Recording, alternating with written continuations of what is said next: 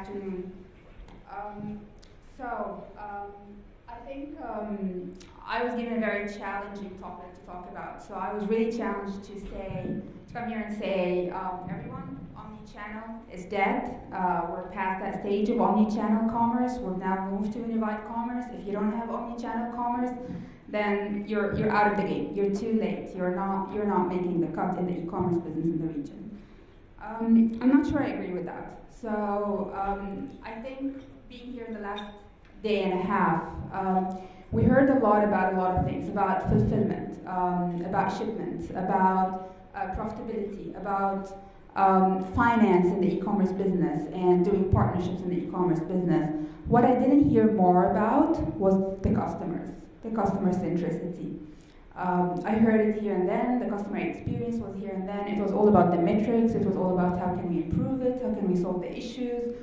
But it wasn't really focused on the customer, who's really the heart of the experience. And everything that we do, everything that we're talking about in the last day and a half, is to create that customer experience and make sure that these customers are happy, they're loyal, they're repeat, and this is the key success, I think, for the e-commerce business. So I'll take my presentation a little bit differently today.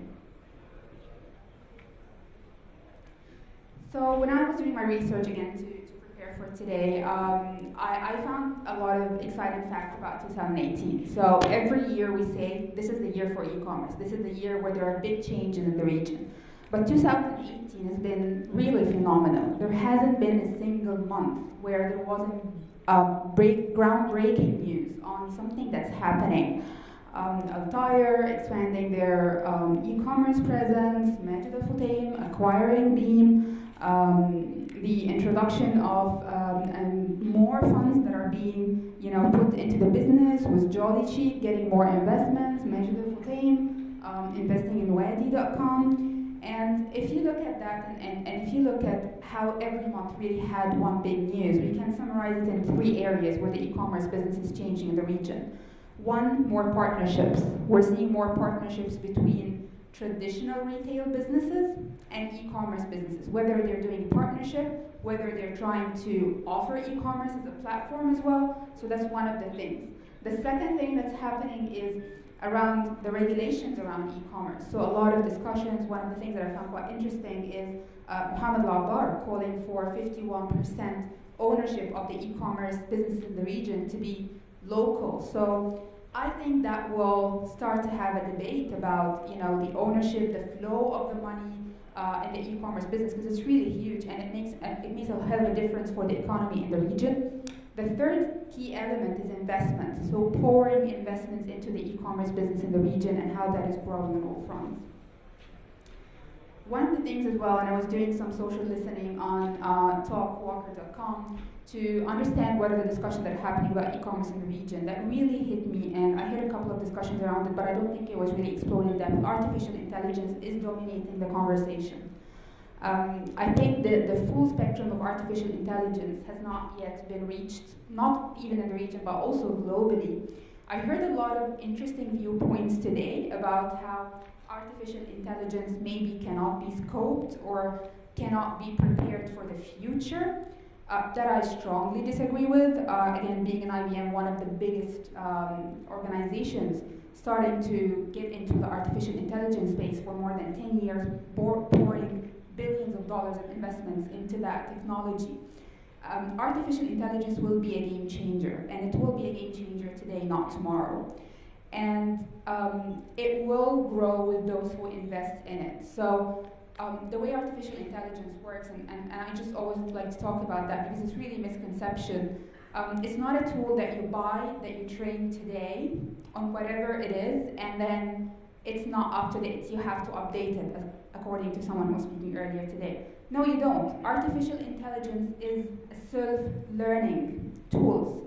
They are tools that grow with the business. They are tools that understand the changes that are happening in your business, the changes that are happening on the customer landscape, the changes that are happening with your partners and your trading partners, and adjust accordingly, and maybe even give you recommendations on how you should change your own business to fit those changes that are happening. So I will not deep dive into artificial intelligence, but I think it's something that we should all look into. I will touch on it a little bit today as well, into some of the key features where artificial intelligence is changing the face of unified commerce and omni-channel commerce in our region. So unified commerce, what is unified commerce? I think that term emerged in, I would say around 2016, 2017. And it is an evolutionary stage. So if we look at the evolution of e-commerce, or commerce in general, it was always single channel. So it was the store, or it was then the website, or it was one platform that we're communicating with the customers, and it was one way, more or less, as you can see it here. It was mainly one way. We, the e-commerce business or the retail business, talking to our customers. And then we started to multi-channel. Multi-channel is when we started to look, oh, mobile is growing. Let's have mobile app. Push notifications on the mobile apps, emails, social media. We started to include more and more platforms in our journey and our customer interactions. But again, that was a little bit one-to-one. It wasn't really a two-way conversation that we're having with the customers. And then that emerged to omni-channel. Omni-channel happened to a lot of reasons. Omni-channel happens when you're starting to look at all the channels that you have of communication with the customer and how they can work together to convey the same message. So it happened for a number of reasons. One of them is that customers are becoming extremely selective on what are the things they are responding to. We all receive hundreds of text messages every day. I mean, I know I do. Hundreds of emails, calls from call center agents trying to promote, sometimes all the same thing, sometimes all happening at the same time.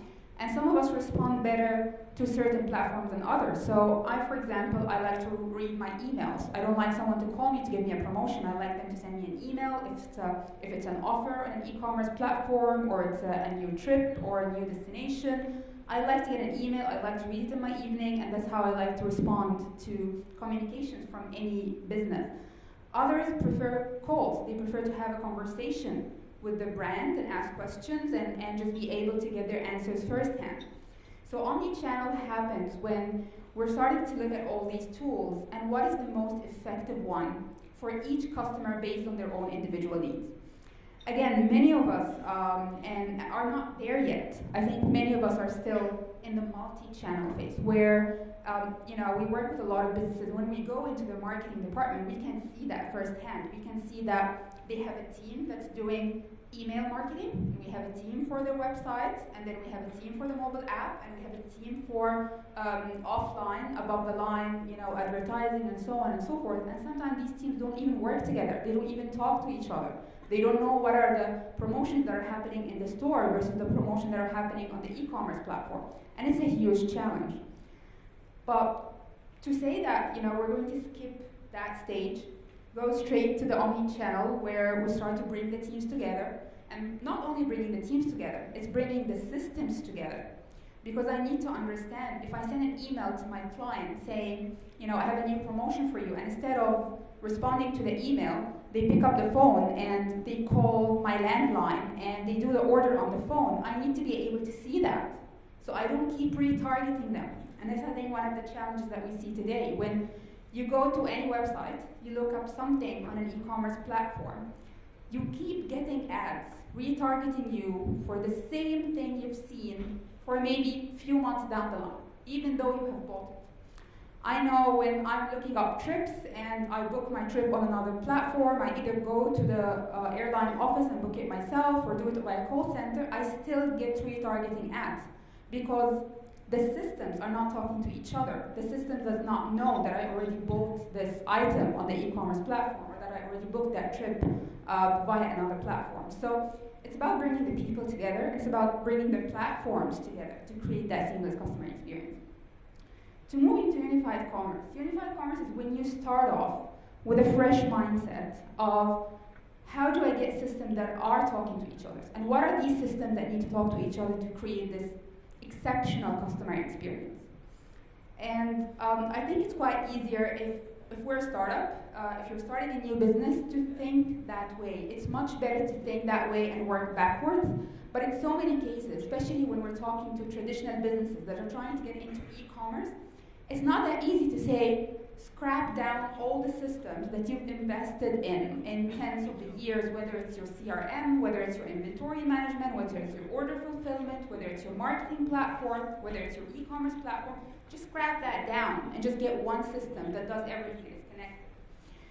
So I think my point of view is the answer to the best optimal customer experience depends on where you are in that journey, what you have, what you can dispose of, or what you can dispose of, and you have to make it work. You have to make the systems talk to each other one way. So unified commerce is here. This is the global statistics, so honestly I'll be really interested to understand how much that is in the region. But by this year already, 70% of retailers claim to have a unified commerce platform. They claim that they have achieved that point of view on the one single view of the customer, single view of their operations, and all the systems are talking to each other. And that number will rise to 80% next year. So this is a trend that's growing. And again, as I said, it doesn't mean that, oh my God, I'm not there, I'm going to be left out. It just means looking at what you have and really seeing if that synergy is there or not, and how can you achieve it. And that could be different from one brand to another. So just looking at unified commerce, if you can make one view of what it is. I talked about systems that talk to each other. What are these systems? It could be your social media, your website, all your marketing platforms, your call center. A very essential part of your customer experience is the call center. And a lot of interactions that are happening in the call center today are not linked in any way to whatever that's happening on your e-commerce platform or your marketing platform. And I see this as a huge wasted opportunity. The customer devices that they have, and then if you have a retail presence, your on-site, your kiosks, your point of sales as well, and other systems. And inside the core, it's not only about the front office; it's about the back office as well. So your finance systems, why your finance systems linking that to your e-commerce platform is very important. I think with the more introduction of e-commerce player coming into the market, price points become really important. It becomes really a price war where the consumer has different platforms to find the best price for the item that they want to buy. So margins are becoming really key. How can you be profitable is becoming really key. And if you link your finance systems to your marketing platforms, let's think about that. You can, for example, market items. You can make sure that to market items that are about, for example, if we're talking about perishable items that are about to go obsolete. You make sure that you're selling items that are going to expire soon. You make sure that you're promoting items that are going to be on discount soon. You make sure that you're promoting items that are most profitable for you or that bring the most revenue to your business. And today, right now, artificial intelligence is playing a huge role in that. So one of the retailers that we work with, for example, they set up a rule on their website that when customers go to their website and they search for an item, artificial intelligence will prioritize the items and the categories that are most profitable to the retailer. And sometimes they change this rule. So if they are in a time where their key KPI is revenue, they can make sure to list the products that maximize their revenue. If their KPI is to get rid of the old inventory, they do change the rules to make sure that on their platforms, when you search for the same item, and I think I used that example yesterday, but if you search for a red dress, the results that you get can be completely different. We're talking about, for example, the no.com, the so.com, that will have thousands of items for some of the very key words, and what goes up on the first page becomes determinant in the sale, and it becomes determinant to your profitability, to your revenue, and other KPIs as well. So that's one example of how linking your finance systems to your marketing systems and e-commerce platform can really change the game for you. The other thing is inventory, and we did talk about that, and I think fulfillment is one of the challenges in this region as well. So sometimes I would actually buy items, and for some reason the order gets cancelled. And I think I know why the order gets cancelled is because they find out that they don't have inventory. And this is one of the most frustrating experiences for a customer, and it's one of the most experiences as well that mean a lost sale to the e-commerce platform, because instead of showing me something that you can fulfill, that you can send and get the profit for, you don't know, your marketing system is not really well linked to your inventory. So you're showing me items, and when you go look in your inventory, maybe they're not in a good shape, maybe they're expired already, or maybe they were not well kept or well maintained, or they were exposed to some sort of damage, so you cannot ship them to your customer. And if your inventory is not really in the heart of your e-commerce platform, you run into these issues. And again, this is a negative customer experience, and it's a negative revenue and profit for you as well. And the list goes on. Just think about the use cases. And when at IBM we work with clients, we always ask them to say what are the priorities for them. So it's not one thing that fits all. It's all about what are my key KPIs in my business, what are the key challenges and pain points, what are the key struggles in the customer experience that we can help fulfill by linking those systems and making them talk to each other.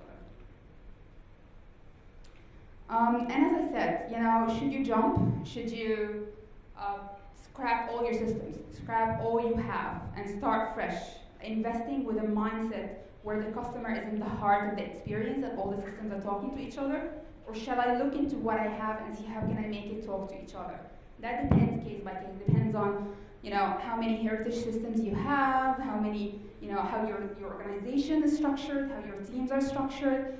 And it can work both ways. Unified, it doesn't mean that if you don't have one platform that does everything for you, that you'll be far behind. You just have to make sure that you have very strong integration if you keep your current systems. So I want to talk about some of the examples where artificial intelligence is changing commerce. So I think someone yesterday was talking about the journey maps, understanding that what is the best journey for customers, and the shorter the customer journey between platforms, the better the conversion rate and the better the revenue that flows into your system. So by understanding, artificial intelligence is now helping many e-commerce platforms understand what is the best journey. So for example, maybe I'm sending a link to a customer, sending an email, talking about a promotion, sending them to a landing page, and then on the landing page they need to buy online. What artificial intelligence can find out is that most people don't do that. Most people, when they get that email, they pick up the phone and they call their call center, or they call someone on the channel partners that they know and they work with and ask for fulfillment. If that is the case, then maybe you should change the way you're talking to the customer, that the journey is designed to match the way they like to interact with you, not what you think they should do to complete that purchase. Cognitive sequencing, I talked about that. It's one of the features I really like, and I think it's really key. Again, what shows up on the first page of an e-commerce platform, that's really determinant in the success of the sale, and that it should differ from one customer to another, based on their profile, based on the search history, and a lot of other metrics that I think I already talked about in terms of the profitability, the revenue maximization on the e-commerce platform. Struggle detection, for those of you who were there yesterday when I was speaking on the panel, struggle detection is when you understand, when you get alerted to if customers are struggling on your website. They're struggling to complete a purchase. If they put something in their cart and they did not complete the purchase. And there's so many reasons why this should be happening. Sometimes it's a browser issue, sometimes it's just difficult, and sometimes clients are actually looking for something that they can't find. So in one case, there was a retailer, an e-commerce platform, that could detect via AI that customers were trying to look for the return policies. They were searching for the return policy of the item they're about to buy, and they could not find it. So they made it, as a response to that, they made it more clear, what are the return policy and so on. So identifying the key challenges, why customers are struggling on your website, or sometimes it could be a form that they cannot submit, or it gives them an error when they're trying to complete a purchase, or so many reasons. Understanding that AI, and there are tools now that help with understanding that struggle and then fixing it maybe real time. Maybe the answer would be, and one of the biggest airlines in the region that we're working with is actually doing that. If you are a platinum traveler with that airline, which is one of the highest, if not the highest, frequent flyer stages that they have, if you go to the website, if you try to book a trip and you don't complete it, immediately you get a phone call from the call center asking you, Mr. or Mrs., we've seen that you're trying to complete a trip. What was the issue? Couldn't you find, business class? Did you want another seat? Do you want another timing? And try to help them and make sure that that sale is completed on the spot. So it could be automated, and what that means, again, improved customer satisfaction. Customers feel that you care about them and you care about their business. And second, again, more revenue and profit, for you and your business. So I want to talk a little bit about fulfillment, and I know we touched on it this morning. So fulfillment, I think, is becoming one of the key challenges in our region due to a lot of things, the nature of the region and the customer expectations and so on. But fulfillment, bringing fulfillment to the heart of the customer experience is something that I think we need to do a better job at. So there was statistics on when do the worst experiences happen for customers in the entire sales cycle. And 22% say this happens pre-purchase, so something that happens before they buy that just makes them steer away from that brand. 36% said it's during the purchase process, so something happens that makes them extremely uncomfortable and not willing to complete that purchase. But the majority said it's post-purchase. So they love what you offer. They want to buy it. They're spending their hard-earned money on your platform, on your website, and buying what you have to sell. But they're not happy with how you treated them post that experience, and that usually has to do with the fulfillment. How is it done? How delivery is happening? The timeliness of it, the communication that happened. Sometimes the communication is too much.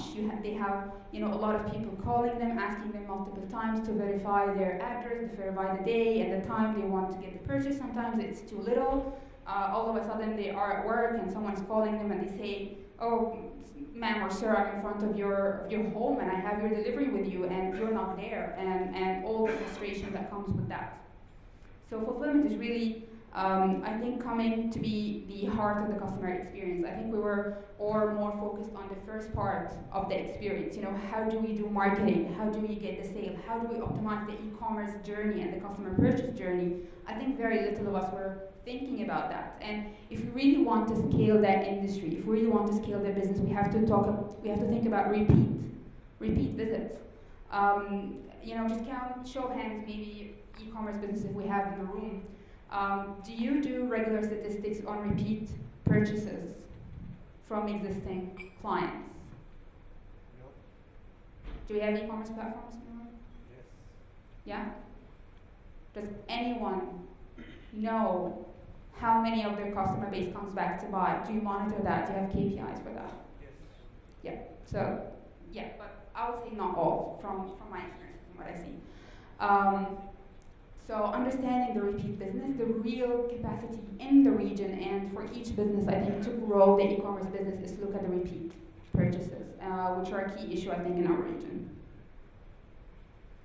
I just had a few examples because I really wanted to make it real on how doing an omni-channel strategy in the e-commerce space can really help a lot of retailers. So Best Buy, one of the most well-known American retailers in the electronics space, they're doing a lot of interesting things with IBM. So how they are tracking their orders on a timely basis at any minute and getting their updates from a lot of channel points. That's interesting. But what I find most interesting as well is being able, their customers being able to schedule delivery appointments at the time of orders. So again, I don't know about you, but I find it really frustrating when I have to buy something and I'm not sure what day is it gonna come. It says within 48 hours, but it's gonna come tomorrow. What time, morning or afternoon? And then I have to go through a list of calls to, define that. But being able to do that and giving customer the power to decide when and where and what time of the day that the transaction will happen has really helped Best Buy secure very good results.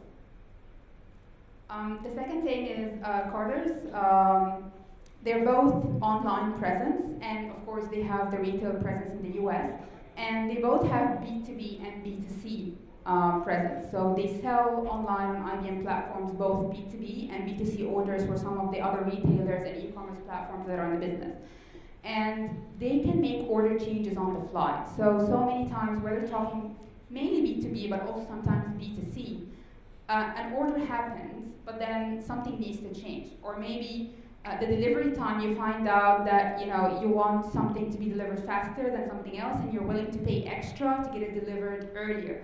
Making those changes usually is not easy. Usually, if it's a B2B or it's a B2C customer, you have to have an offline interaction, you have to contact the e-commerce platform and ask to make those changes. It's a painful process for both the customer and the vendor to make that change happen. But having on the fly, being able to do changes on the fly to a lot of the things that have to do with the fulfillment, I think really helped Carter's increase their revenue and their customer satisfaction as well.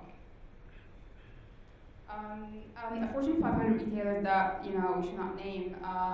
And now we're looking into, so we talked about the customer experience and how we improve that, but we talked a lot about optimizing revenue, optimizing profit, which is going to be really key if we look at the increased number of players that is coming into the market. And being able to understand where there is inventory that's going on sale or it's about to go on sale soon helped one of the retailer to make sure that we're optimizing shipping of the items from the stores where these items are located and they are about to go on markdown, so we're going to lose revenue and profit on them. So again, having a unified view of the inventory across platforms, across presence, and making sure that we are using the shortest and least expensive route to the customer when we're scheduling deliveries. Again, the entire vision, whatever you name it, omni-channel commerce, unified commerce, it doesn't matter. What matters is putting the customer in the heart of the interactions and making sure that your systems are all talking to each other, so you can serve your customer, improve your revenue and profitability in the long term. Thank you so much, and these are my social media handles in case you want to connect, and I'll be around as well.